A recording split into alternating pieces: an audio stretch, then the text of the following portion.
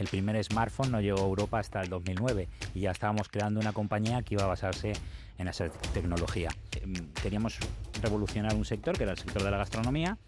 Trabajábamos en otra compañía primera que fracasó, de la que el tenedor era un producto, y quisimos hacer una compañía sobre ese producto, que era una herramienta de gestión de reservas para restaurantes. Se acercó a nosotros Steve Coffer, fundador del grupo TripAdvisor, y nos dijo: mira, yo no quiero invertir, quiero compraros y quiero que crezcáis con nosotros. Y eso nos llevó a pasar de estar en 3 países a estar en 22 países los siguientes años. Y llega un punto, ¿no?, en el que después de todos estos años llegó el stop, ¿no? Le diste, por decirlo así, al botón de stop. Viviste un momento complicado en el que empezaste a tener problemas de salud física, salud mental, lo has contado abiertamente sin ningún tipo de tapujo.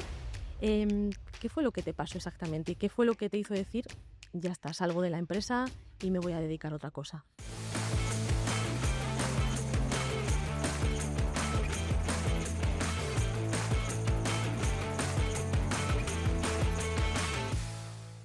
Hola a todos, bienvenidos a una segunda edición del podcast Ideas que Emprenden, un podcast de la Universidad Europea Online, en la que os traemos la historia de emprendedores y de emprendedoras que os van a encantar. Algunos ya veréis, seguro que les conocéis.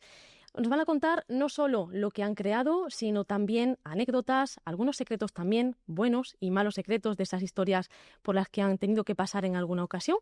Y historias también de las que vais a aprender, ya veréis, y vais a tener un montón de consejos, sobre todo si queréis emprender. Y empezamos, me atrevería a decir, por todo lo alto, porque tenemos ya a un incondicional de la casa, de la Universidad Europea, Darío Méndez. Muchísimas gracias por aceptar esta invitación. Gracias a ti, Ruth, por invitarme. Darío, voy a decir unas pequeñas líneas sobre quién eres, ¿vale? Y luego ya dejamos mejor que tú nos cuentes lo que has hecho.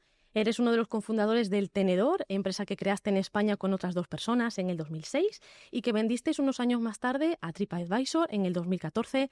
Eres hoy día mentor, advisor, también inversor de startups. Y bueno, luego nos hablarás un poquito mejor de lo que significa el karma startupero, concepto que creaste después de haber pasado por un episodio un poquito delicado en tu vida como emprendedor y del que seguro que nos vamos a poder contar mucho más.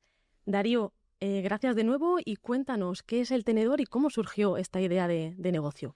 Bueno, pues el Tenedor fue una startup, antes de que en España se hablase de startups. Fue una compañía que creamos 3 socios franceses, 3 socios españoles en España y Francia paralelamente en el año 2006. Siempre cuento la historia de que el primer smartphone no llegó a Europa hasta el 2009 y ya estábamos creando una compañía que iba a basarse en esa tecnología.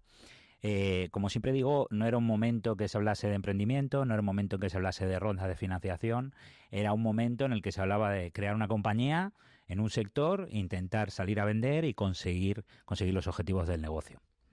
¿Y esta idea surge porque tú tenías un alma emprendedora, porque siempre quisiste emprender? ¿Fue por casualidad? ¿Cómo surgió? Yo siempre digo que entré en el emprendimiento de rebote. Conocí a Marcos Alves el mismo año que conocí a mi actual mujer y nada, pues simplemente queríamos revolucionar un sector, que era el sector de la gastronomía. Trabajábamos en otra compañía primera que fracasó, de la que el tenedor era un producto, y quisimos hacer una compañía sobre ese producto, que era una herramienta de gestión de reservas para restaurantes. ¿Y cómo fue? Bueno, el sector de la restauración no es el más fácil del mundo. Además, estáis en un B2B en el que tenéis que vender una solución de digitalización del sector, del que a lo mejor muchos dirían, pero ¿esto qué es? ¿No? ¿Qué me estás intentando vender? ¿Cómo fue la creación de vuestro MVP, de vuestro producto mínimo viable?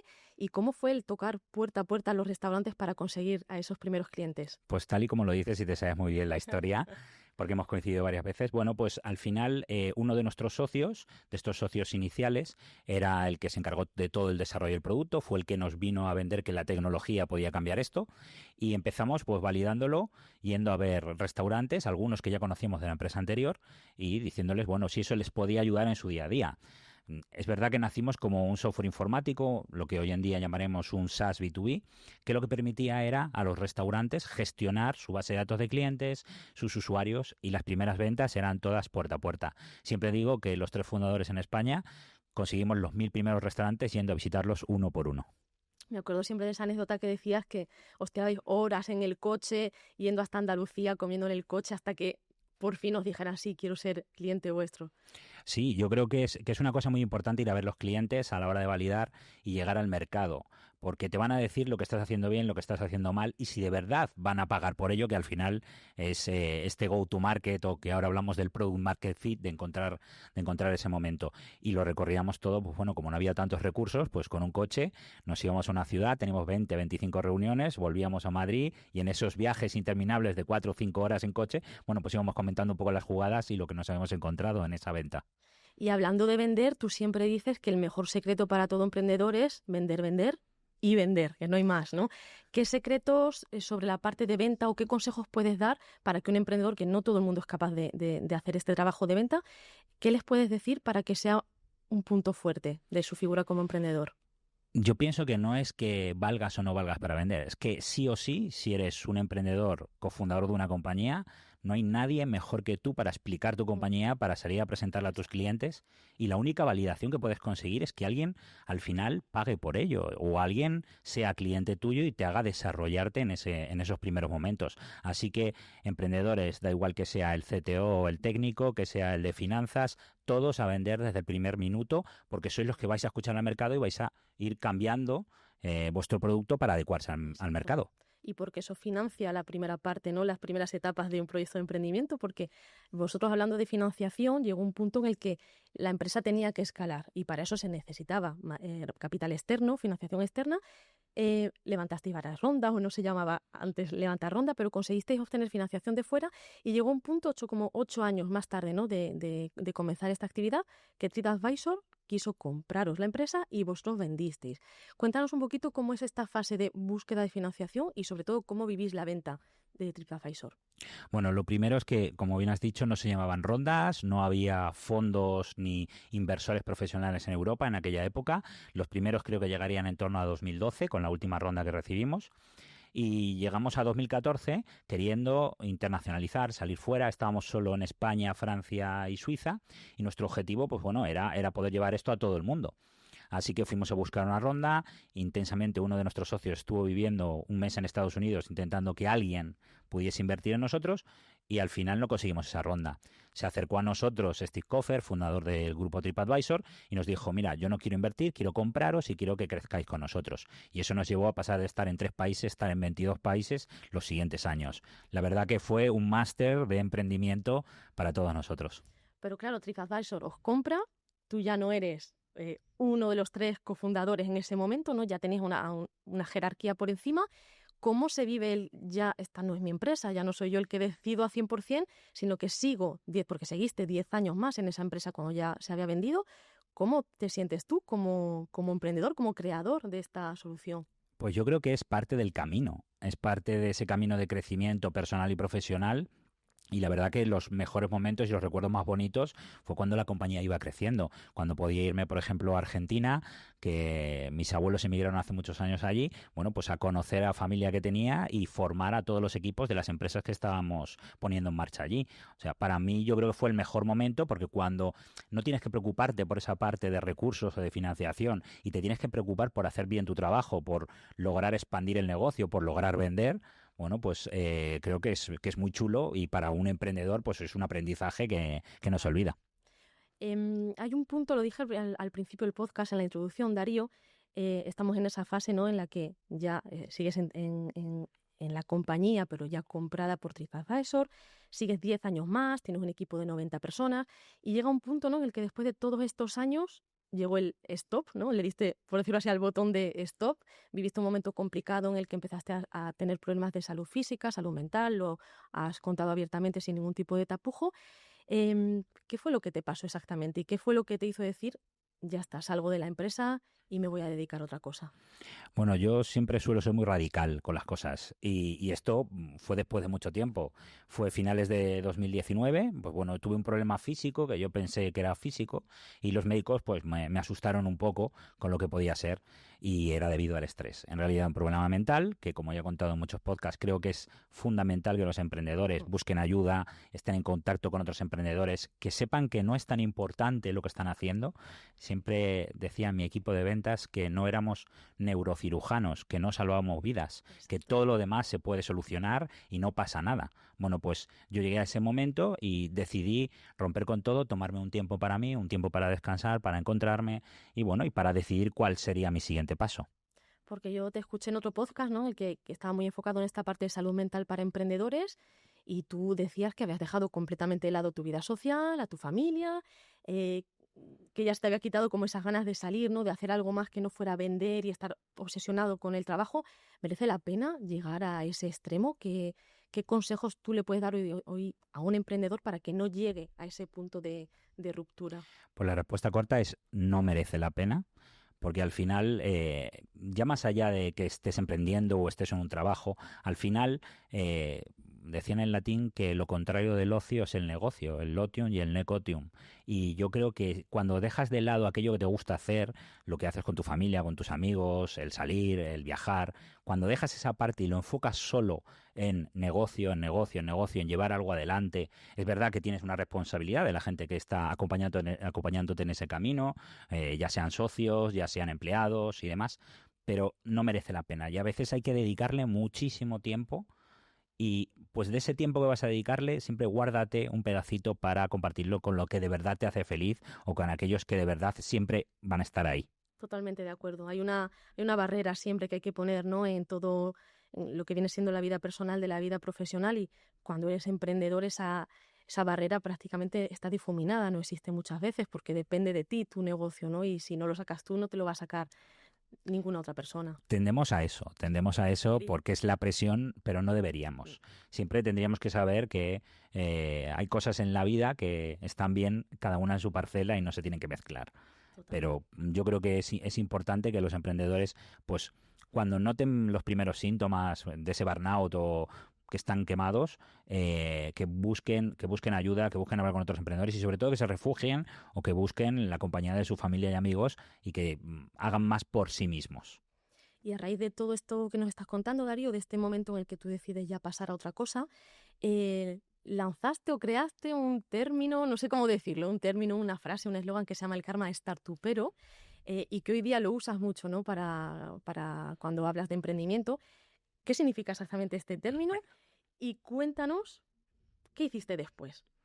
Bueno, pues esto surgió, como te digo, cuando dejé la compañía por primera vez, porque luego, volví, siempre se vuelve un poco a casa, pero la primera vez que dejé la compañía, pues me planteé relajarme y no hacer nada. Y en esto, pues medio en serio, medio en broma, todos mis compañeros, mis socios me decían, estás muy zen, parece que estás ahí esperando a que llegue el karma.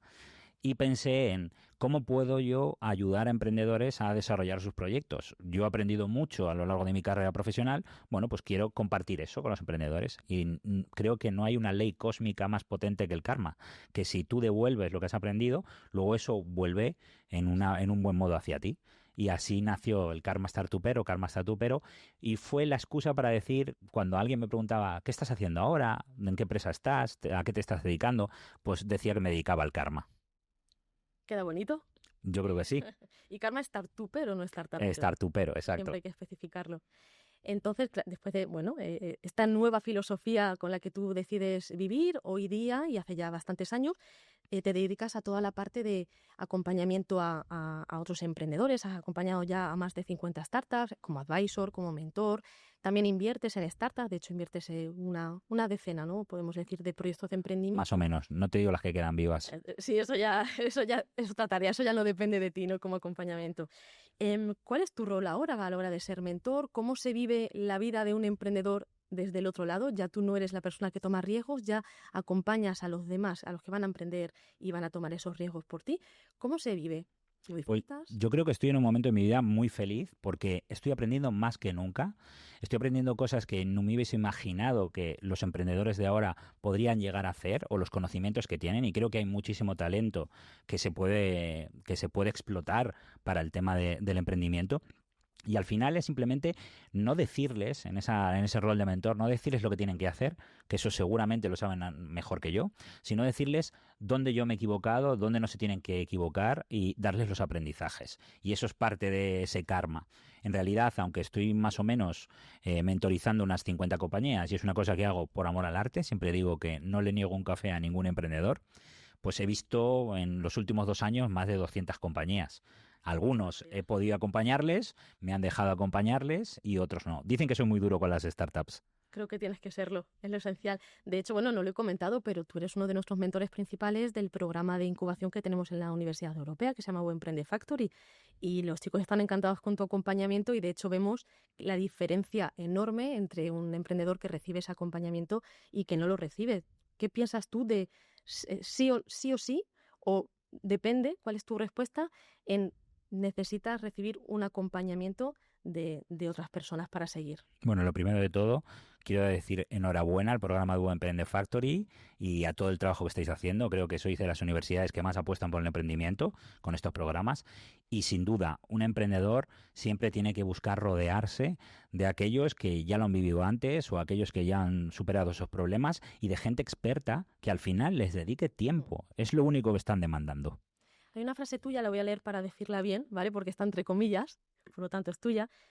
Dices que escuchar un mal asesoramiento fue uno de los principales errores que cometí. Errores un emprendedor comete muchísimos.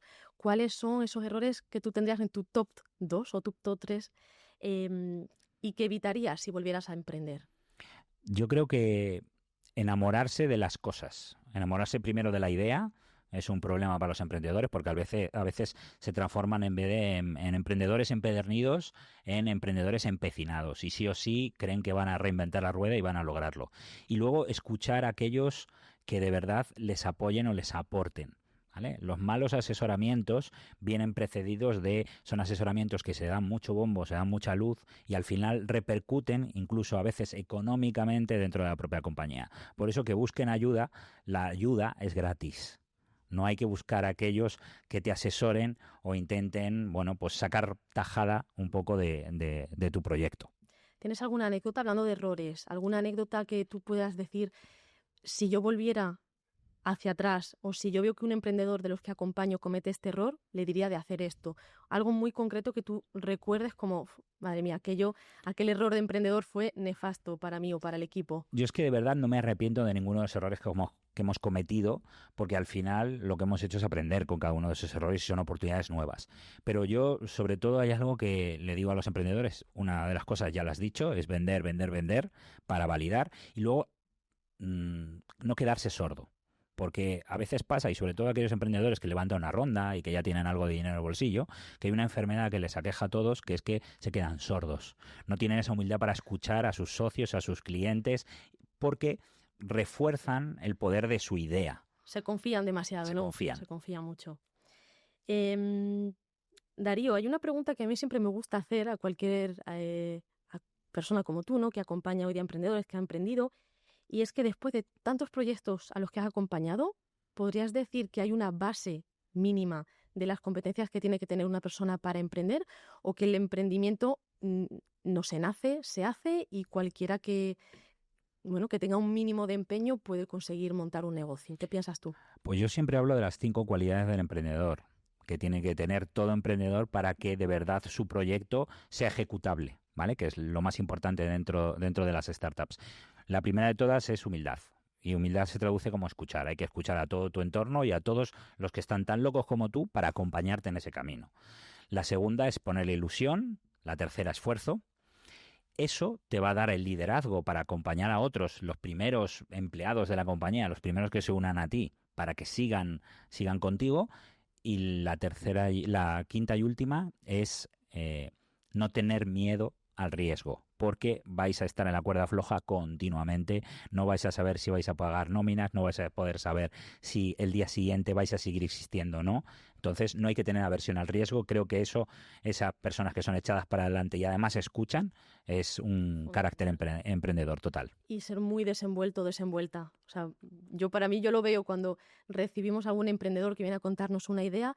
No sabes qué tienen, pero sabes el que va a conseguir emprender, aunque no sea en lo que nos está contando, pero va a emprender en otra cosa, seguro, porque el desparpajo, ¿no? El saber buscar recursos, saber buscar contactos, no tener miedo, como tú hacías, de ir puerta a puerta, aunque te lleves mil noes. Yo creo que podríamos añadir esa cualidad que vemos que le falta todavía a muchas personas para emprender. No sé si estás de acuerdo conmigo.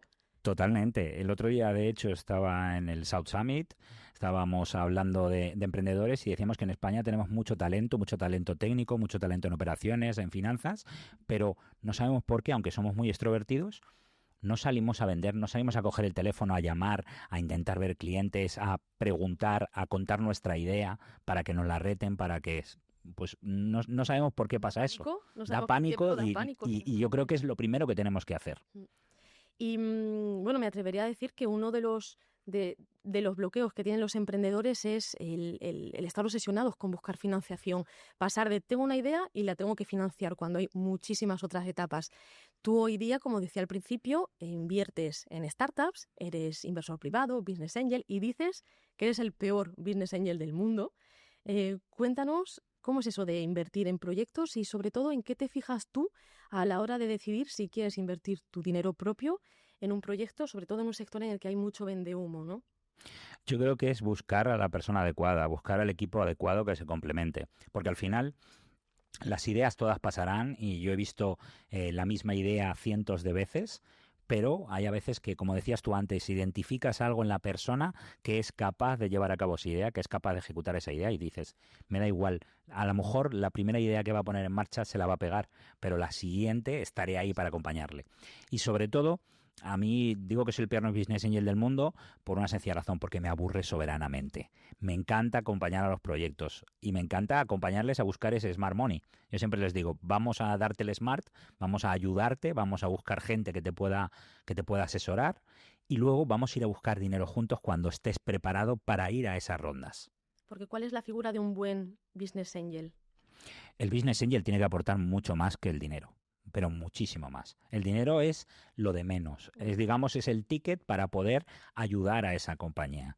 Tiene que abrirles puertas en negocios, tiene que darles contactos, tiene que prepararles para lo que va a venir, las siguientes rondas, cuando tienen que hablar con fondos. Yo creo que el Business Angel es como ese ángel de la guarda que va a acompañarles en esos primeros momentos. ¿Vale? Si el Business Angel solo pone su dinero, pues al final no le va a aportar ese smart money que decíamos antes. Darío, ya llegamos a la recta final de este podcast. No sé si quieres añadir alguna cosita más, algún consejo, algún top 3 de esos consejos si queremos ponerlos por orden de prioridad y ya cerramos. Bueno, yo creo que tenemos que decir que no se olvide ningún emprendedor de que montar un negocio es algo muy difícil. De hecho, los números están ahí. 8 de cada 10 fallecen los primeros 2 años, 9 de cada 10 en los primeros 5.